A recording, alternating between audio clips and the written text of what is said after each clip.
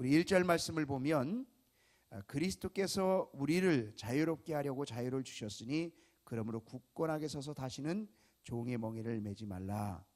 오늘 이 말씀을 곰곰이 생각해 보면 자유롭게 하려고 자유를 주셨다고 말씀하고 있습니다. 자유롭게 하려고 자유를 주셨으니, 그렇다면 우리는 무엇인가에게 자유롭지 못하게 살고 있었다는 것이죠.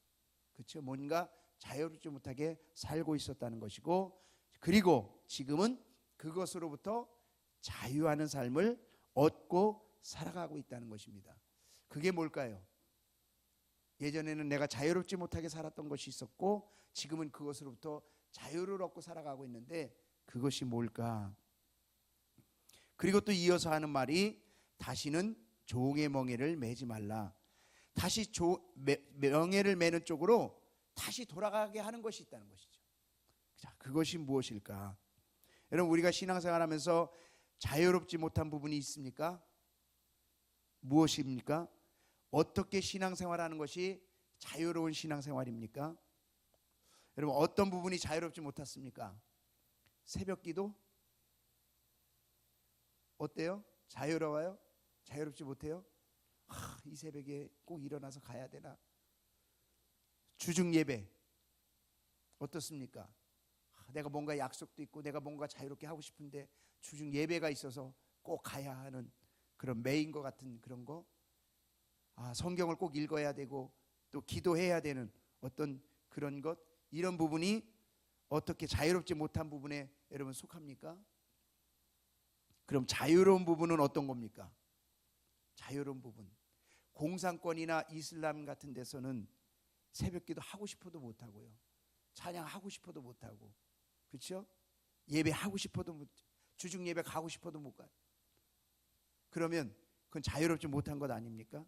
자, 그러면 새벽기도, 주중 예배, 또 내가 마음껏 부르짖어 기도하고 찬양하는 게 자유로운 것인, 자유롭지 못하다고 내 스스로가 느끼는데, 또 생각해 보면 자유로운 것이 내가 마음껏 기도하고 싶을 때 새벽에 나가고 주중에 가고 부르짖어 기도하고 찬양하고 내가 성경 마음대로 읽고 그리고 내가 찬양 마음껏 하고 내가 마음껏 섬기고 신앙생활 할 수 있는 것, 이게 자유로운 거예요. 자, 그렇다고 한다면 진정한 자유로운 것은 뭐고 정말 다시 종의 멍에를 매게 하는 것은 뭘까? 여러분, 오늘 본문은 갈라디아 교회의 유대 율법주의자들, 그리스도를 믿는 것 외에 할례를 받아야 의롭게 된다라고 주장하는 이런 사람들, 그래야 구원을 얻는 하나님의 자녀가 된다고 생각하는 유대 율법주의 교사들, 그들이 교인들에게 할례를 강조하고 있습니다. 자, 그런데 사도 바울은 여기에 대해서 분명히 얘기하는 것이 뭐냐면 2절에 보라, 나 바울은 너희에게 말하노니 너희가 만일 할례를 받으면 그리스도께서 너희에게 아무 유익이 없다. 너 할례 받으면 아무 유익이 없어. 아무 유익이 없어. 3절에 뭐라고 얘기하냐면 내가 할례 받는 각 사람에게 다시 말하는데 그 할례 받으면 그는 율법 전체를 행할 의무를 가진 자다. 너 할례 받았어? 그럼 율법 다 지켜야 돼. 굉장히 강력하죠. 그 다음 4절은 뭐라고 얘기하냐면 율법 안에서 의롭다함을 얻으려 하는 너희는 그리스도에게서 끊어지고 은혜에서 떨어진 자다. 율법 그 지키고 할례 받았다고 하면 너 그리스도 안에서 완전히 끊어진 자야. 은혜에서 떨어진 자야. 굉장히 사도 바울이 강력하게 얘기합니다. 가만히 생각해 보면요, 이 구절만 보면요, 할례 받으면 무슨 큰 일이 일어나는 것 같이 지금 사도 바울은 그렇게 얘기를 하고 있습니다. 근데 한번 생각해 보세요. 오늘날도 예수 믿는 사람들 할례 합니까 안 합니까? 네? 해요 안 해요? 해요. 애기 나면 다 할례 시킵니다. 대부분의 사람들이. 그죠? 예수 믿어도 오늘날 할례 합니다. 예수 안 믿는 사람들도 하는 사람도 있고 안 하는 사람도 있어요. 근데 사도 바울은 할례에 대해서 그리스도께서 너희에게 아무 유익도 없을 것이다.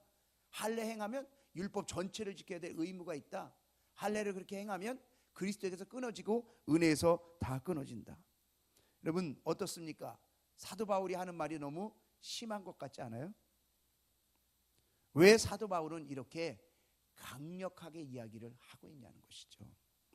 그것은요, 이때 당시의 할례를 그냥 할례라고 생각하지 않고 구원의 조건으로 내세웠기 때문에 할례와 구원은 이퀄이에요.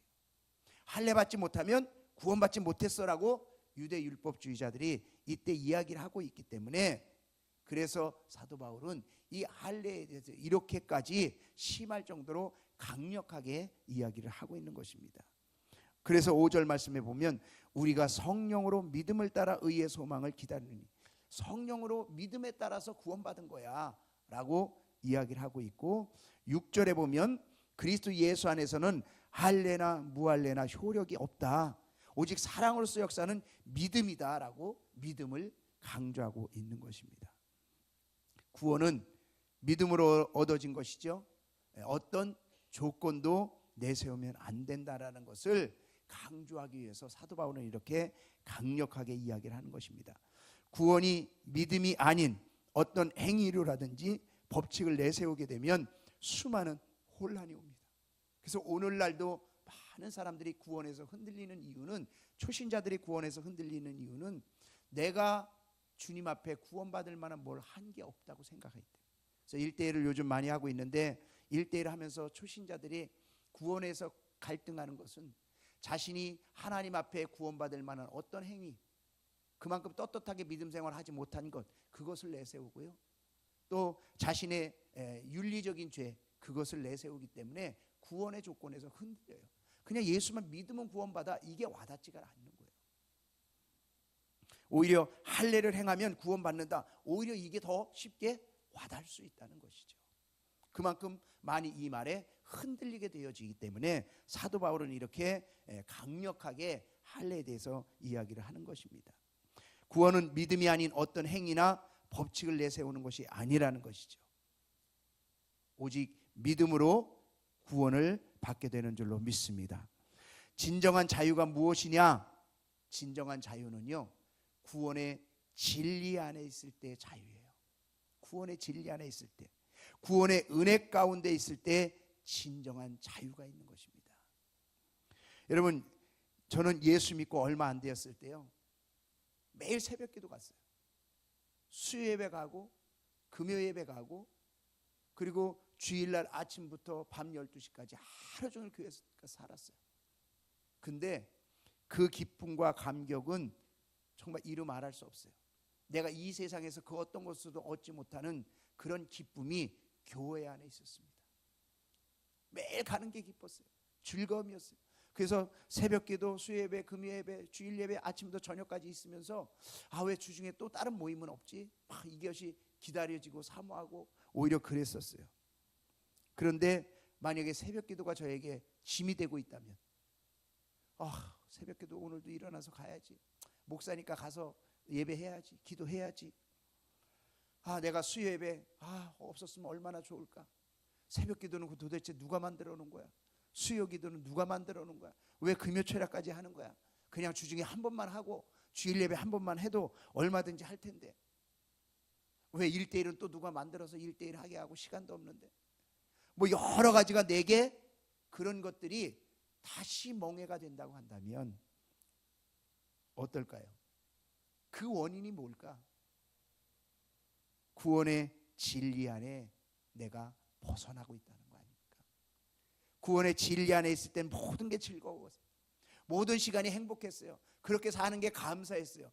근데 구원의 진리 안에서 벗어나고 있을 때는 다시 얽매이는 멍해가 있다라는 것이죠. 내게 그 기쁨이었고 즐거움이었고 감사였던 예배와 기도와 섬김의 모든 삶이 이제는 짐이 되었다는 거예요. 멍해가 되었다는 거예요. 그래서 자유가 없다는 거예요. 왜 나에게 교회에서 구속해? 왜 신앙이 나에게 구속이 되었지? 그래서 신앙이 자유였는데, 신앙이 기쁨이었는데 신앙이 구속이 되었다라는 거예요. 결국은 진정한 자유는 구원의 진리 안에 있을 때에, 그 어떤 것이 아니라 구원의 진리 안에 있을 때에 진정한 자유가 있고, 다시 무거운 멍에가 내게서 벗겨지는 그런 은혜가 있게 되는 줄로 믿습니다. 여러분, 우리가 어떤 노력으로 대가로 구원받았나요? 아니에요. 오직 십자가의 은혜로 구원받았거든요. 그래서 사도 바울은 자신이 빚진 자의 삶을 살고, 여러분 우리도 구원받은, 값없이 구원받았기 때문에 우리는 빚졌거든요. 생명을 빚졌어요. 여러분 만약에 어떤 사람이 내가 죽어가는데 나를 대신해서 정말 그 사람이 나에게 심장을 띄워주고 죽었다고 생각해요. 그래서 나를 살려줬다고 생각해 보십시오. 아니 내가 길을 가는데 교통사고 나서 죽을 뻔했는데 그 사람이 나를 살리면서 그 사람, 내가 살고 그 사람이 죽었다고 생각해 보십시오. 아마 평생을 그 사람을 생각하면서 나도 뭔가를 그 사람을 위해서, 아니면 그 사람이 했던 것처럼 정말 그 일을 위해서, 다른 사람을 위해서 살아야겠다는 그런 마음가짐이 있지 않겠습니까? 우리가 값없이 정말 십자가에서 예수 그리스도를 통해서 내가 구원을 얻고요, 생명을 얻었습니다. 이 땅에서는 잘 모르겠지만 천국 가면 분명히 느낄 거예요. 아, 내가 정말 예수님의 십자가의 그 구원의 은혜가 없이 천국 오지 못했다면 저 지옥을 바라보면서 내가 저 지옥에서 영원히 살 겁니다. 얼마나 그 은혜가 감사한지, 그 구원이 감사한지 그때 가서 깨달을 겁니다. 하지만 지금도 우리가 느낄 수 있는 것은 내 노력으로 구원받은 것 없다는 것이죠. 오직 내 생명을 예수님이 십자가에서 대신 짊어지심으로 십자가의 은혜로 내가 구원받았다고 한다면 값없는 삶을, 내가 빚진 자의 삶을 살아야 될 줄로 믿습니다. 이런 분명한 진리 안에 있을 때에 어떤 상황 속에서도 자유로운 신앙생활, 기쁨이 넘치는 신앙생활, 흔들리지 않는 그런 신앙생활을 하게 된다는 거죠. 결국 갈라디아 교회에 유대 율법주의자들에 의해서 교회 안에는 혼란이 생겼습니다. 왜? 믿음이라는 것보다 할례를 하는 게 훨씬 더 와닿으니까, 그렇게 말하는 그 말이 훨씬 더 현실감이 있으니까 할례 행하는 게 낫지 않아? 아니야, 믿음으로만 구원받는데 그냥 할례 해, 구원 받는 데잖아. 오히려 그게 더 쉽지 않아? 사람의 말이요, 쉽게 교회 안을 다 흔들어 버리는 거예요. 그러니까 열심히 믿음 생활 하던 사람이 흔들리게 되고, 교회가 평안하던 교회가 소용돌이치게 되고, 진리를 따라 믿음 생활하던 사람들이 흔들리게 되어지는 거예요. 그래서 사도 바울이 7절에 이렇게 얘기합니다. 너희가 다름질을 잘하더니, 그렇게 믿음 생활을 잘하더니, 열심히 주님을 섬기고 살아가더니 누가 너희를 막아서 진리를 순종하지 못하게 하더냐. 8절에 그 권면은 너희를 부르신 이에게서 난 것이 아니다. 하나님으로부터 난 것이 아니라 그 말은 인간으로부터 난 것이다. 사람에 의해서 만들어진 이야기다 라고 이야기를 하는 거예요. 그러면서 진리를 따라 살아야지 왜 사람의 말에 이렇게 흔들리고 저렇게 흔들리고, 왜 사람의 말에 이렇게 교회가 어수선하고 힘들어져야 되느냐.